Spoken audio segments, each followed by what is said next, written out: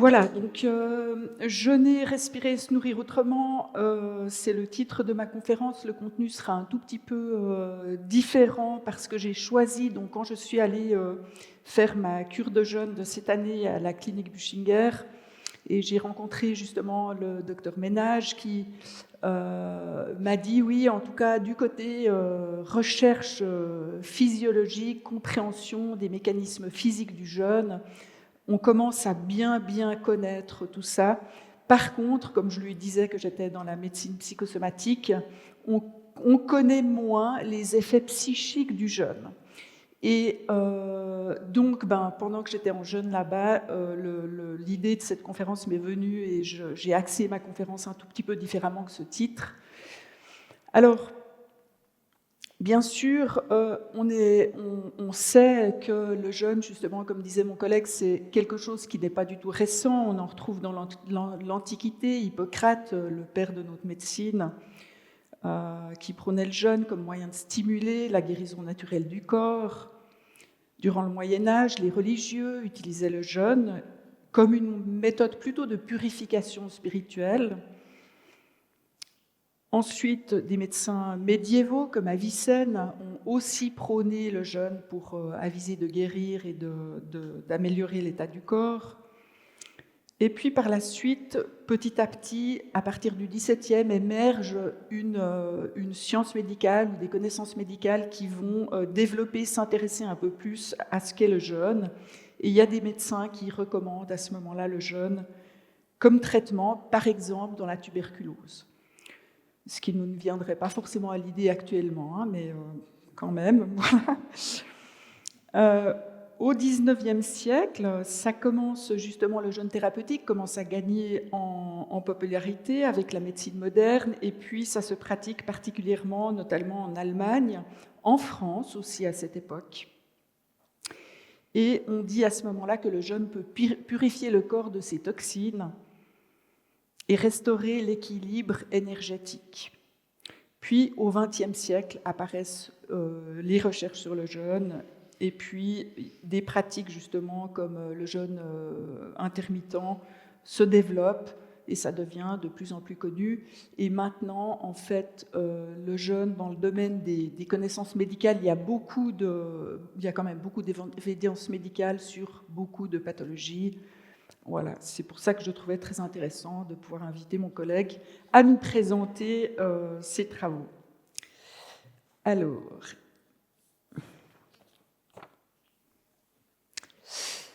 en quoi le jeûne est un outil psychosomatique? Parce que vraiment, l'acte de manger est chevillé au corps. Il n'y a pas moyen de dire autrement. C'est un lien direct aussi. L'acte de manger est en lien direct avec des émotions, bonnes ou mauvaises, par ailleurs.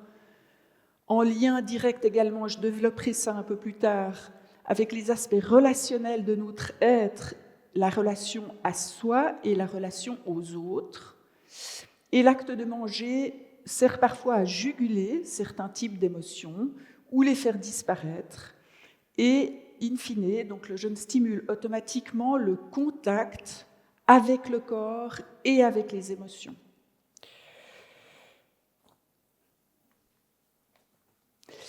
Manger, une activité présente depuis notre naissance. Je vous laisse imaginer, si vous comptez un petit peu le nombre d'interactions de la mère et de son enfant autour de l'alimentation. Donc c'est un acte répété. On sait que dans le corps, ce qui se répète s'inscrit dans nos mémoires cellulaires, neurologiques. Et de par la dépendance absolue du bébé par rapport à ses parents, donc le bébé sans parents, sans environnement, il meurt, il ne peut pas se nourrir tout seul, il ne peut rien faire tout seul. Et de par cette dépendance et à travers l'acte de manger, le bébé va être mis en rapport, soit la mère, le père savent développer une sorte d'accordance positive, comme disait Winnicott, la mère suffisamment bonne, soit, ou un mélange des deux, il y a des problématiques. Par exemple, les parents décident que voilà, faut laisser brailler bébé parce qu'il faut qu'il apprenne à se contenir, à ne pas pleurer.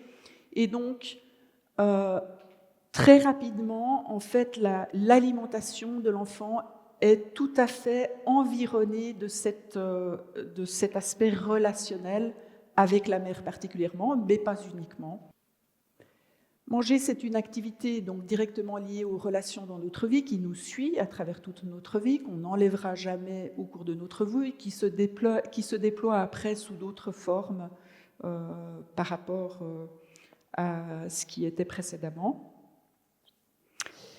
Et de par ce que je disais tout à l'heure, justement, entre les émotions qui sont présentes chez la mère, entre la mère et l'enfant, et à travers l'acte de manger, je pense que toutes les mères et les pères présents ici dans la salle savent ce qui peut se passer autour de l'alimentation d'un enfant, les réactions, les frustrations, les cris « non, je ne veux pas manger » ou bien « je veux dévorer ». Et tout ça, c'est présent autour de cet acte de manger chez l'individu adulte après, puisque ça s'intègre en fait. Manger est donc une activité hautement teintée de nos expériences relationnelles et émotionnelles, les difficiles et les heureuses. Et ne plus manger, ça c'est vraiment découverte. Alors quand je suis allée jeûner à la clinique. Donc quand on jeûne à la clinique, effectivement, donc on n'a plus besoin de faire tout ça. Qu'est-ce que je mange, quand je mange, dans quel magasin je vais acheter, pour combien de personnes, pour combien de repas, tout ça, c'est fini. Le lave-vaisselle, on ne le remplit plus, on n'a pas besoin de préparer les repas, on n'a pas besoin de débarrasser. En réalité, derrière l'acte de manger, il y a beaucoup d'autres choses, et quand on se libère en allant jeûner, par exemple, tout cela disparaît. Là, j'ai envie de vous parler justement de toutes ces activités justement de la vie quotidienne que tout le monde, que tout un chacun, nous sommes tous confrontés à devoir avoir ces activités pour manger, faire à manger. Ce sont des activités que j'appelle un peu des paravents, des voiles sur les états émotionnels. Pourquoi ? Parce que la vie quotidienne, elle est remplie de choses à faire. Elle est remplie de choses dans lesquelles on se projette. Alors on se projette bien sûr dans les activités professionnelles, mais on se projette également dans les activités de type parfaitement pragmatique pour faire toutes ces choses-là. Et dans ces voiles et paravents sur nos états émotionnels, il y a bien sûr l'hyperactivité. Je pense que certains dans la salle savent ce que c'est. Les prises alimentaires de type réconfort, là, c'est un autre moyen d'essayer de maîtriser certains types d'émotions.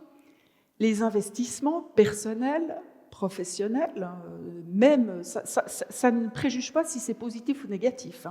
C'est simplement que ça peut mettre vraiment des voiles, des paravents sur nos états émotionnels. Le faire, je fais des choses. Et puis donc la projection vraiment des énergies à l'extérieur. Qu'est-ce qui se passe quand on va jeûner ? C'est que, en tout cas moi, quand je vais jeûner, mes énergies ordinaires, elles baissent dans un premier... Et puis moi, je suis assez intéressée par la version du jeûne où je m'intériorise plutôt que de partir en mode très actif dans beaucoup d'activités. Et donc, qu'est-ce qui se passe voilà, quand je vais jeûner, bien, quand j'ôte ces paravents, je peux aller me rencontrer. Maintenant, je vais parler un peu plus justement de mon activité du jeûne donc thérapeutique. Donc, j'ai vu le premier film d'Arte sur le jeûne thérapeutique aux environs de 2010. Et puis, j'ai vu le nom de la clinique Buchinger, parce que d'abord, je me suis dit, ouais, en Russie, ce serait bien. Après, oui, parce qu'ils jeûnent beaucoup en Russie, ils ont beaucoup utilisé le jeûne en Russie, et je me suis dit, ah, c'est pas mal, mais quand même, peut-être Buchinger, c'est quand même plus simple, puis médicalisé, ça me va bien. Et puis, globalement, pour ma première expérience de jeûne, j'étais vraiment très, très, très anxieuse. Ça a été une cure terriblement difficile. D'ailleurs, j'avais vraiment aucune énergie. Depuis là, donc depuis 2011, j'ai fait 11 cures de jeûne de 10 jours, selon la version longue, donc toujours à Buchinger en Allemagne d'ailleurs. Et mais après cette cure qui était terriblement difficile, parce que je ne dormais pas, je n'avais pas d'énergie, j'étais vraiment comme une larve, je descendais de mon lit, j'essayais de me remettre debout, je me remettais au lit, j'essayais... Et par contre, dès que j'ai recommencé à manger, alors mon énergie, elle est partie en flèche, mais alors quelque chose d'extraordinaire, et une impression de limpidité cellulaire qui était mais vraiment alors, absolument prodigieuse, parce que j'avais vraiment l'impression d'être propre dedans, de tout partout, ce qui est assez rare comme impression en général dans la vie courante.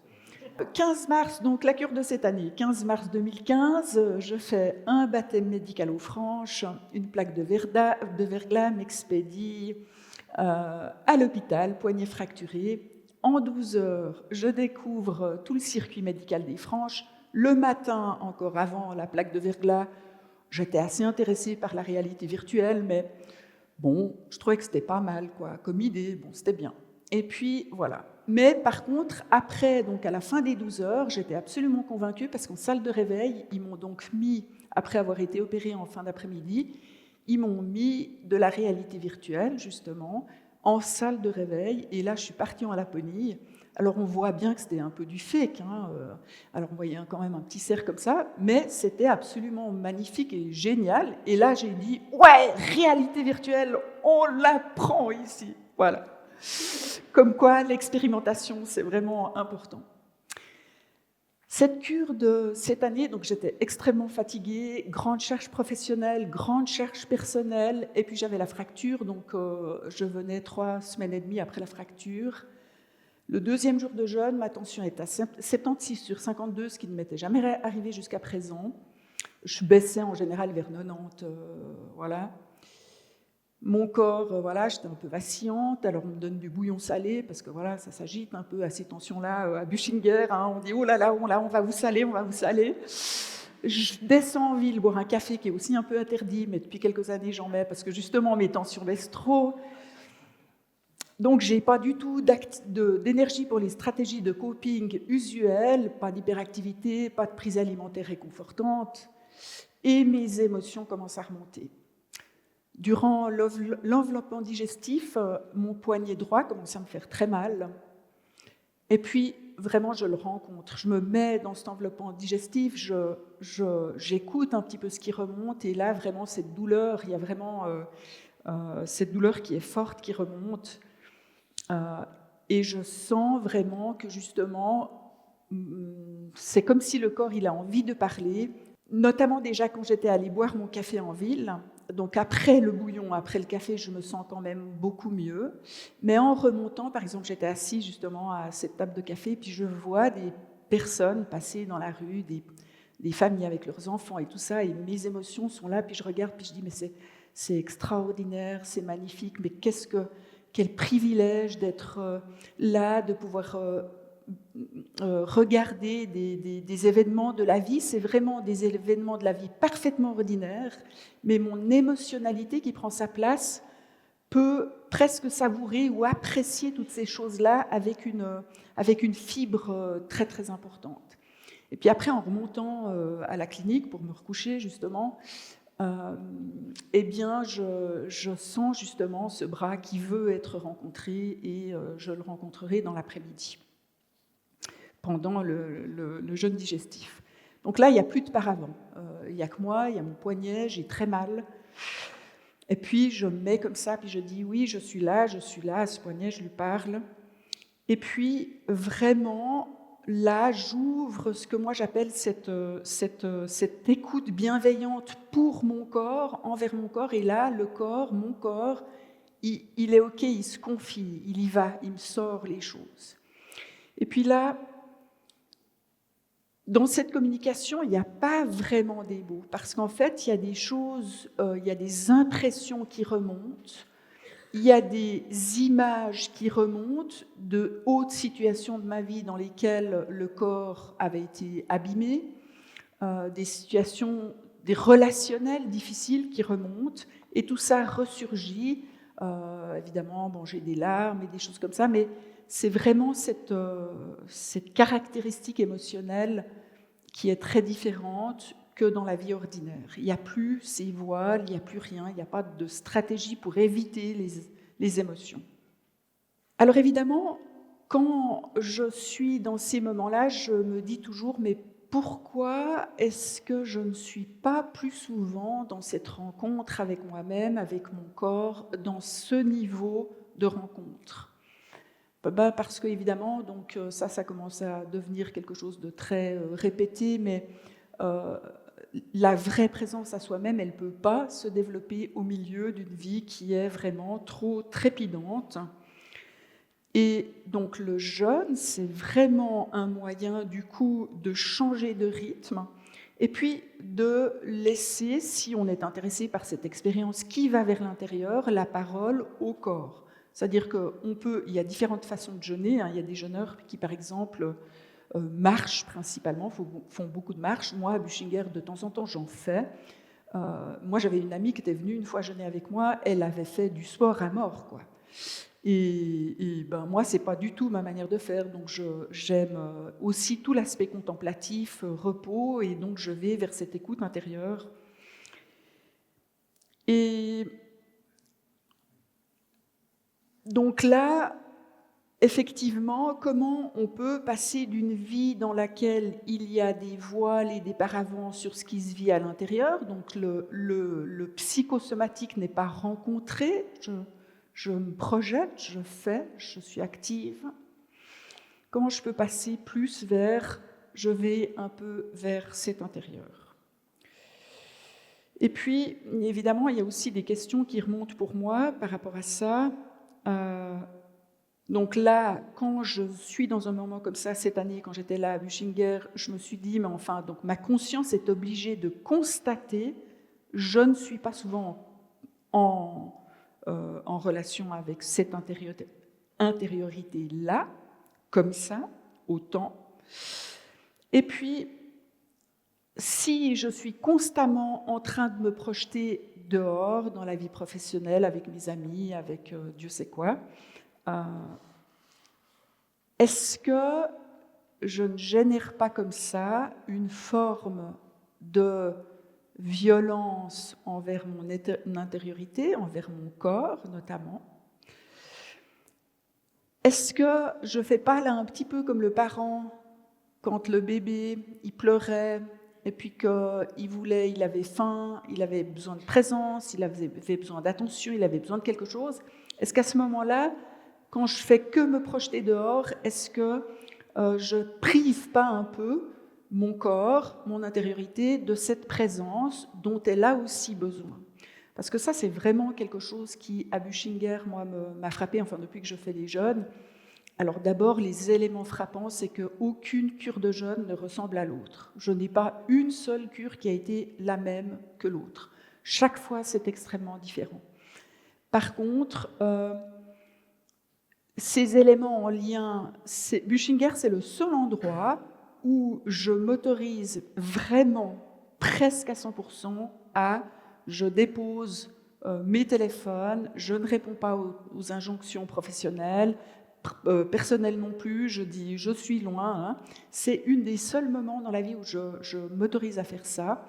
Voilà, parce que sinon, le sens d'irresponsabilité, voilà, il est là depuis longtemps, puis il est très actif. Donc si moi-même, je ne peux pas donc prendre soin de mon intériorité et des éventuels besoins de communication de mon corps, qui peut prendre soin, donc qui va s'occuper de mes mots MAUX, qui c'est qui va faire quelque chose, quoi. Évidemment, personne. Peut-être courir chez le médecin après, mais bon. Par la suite, je me suis demandé aussi, évidemment, comment l'être humain pourrait se donner plus souvent la possibilité d'être pleinement présent à lui-même. Dans notre unité psychosomatique à l'UPSO, c'est l'axe d'approche, c'est un axe qu'on essaye de développer, c'est-à-dire on travaille avec des pratiques psychocorporelles qui aident à retourner justement vers le ressenti intériorisé. Mais après, il y a toujours effectivement le fait de retourner en fait dans la vie courante qui qui pose problème parce qu'en réalité, moi je fais à peu près une cure par année. Une fois, j'ai sauté une année, je crois. Mais ça va pas du tout. Ouais. Des fois, je me suis dit, je vais en faire plus. Enfin bref. Mais ça suffit pas justement de venir en fait, même pour 10 jours. Moi, je fais toujours les formats de 10 jours.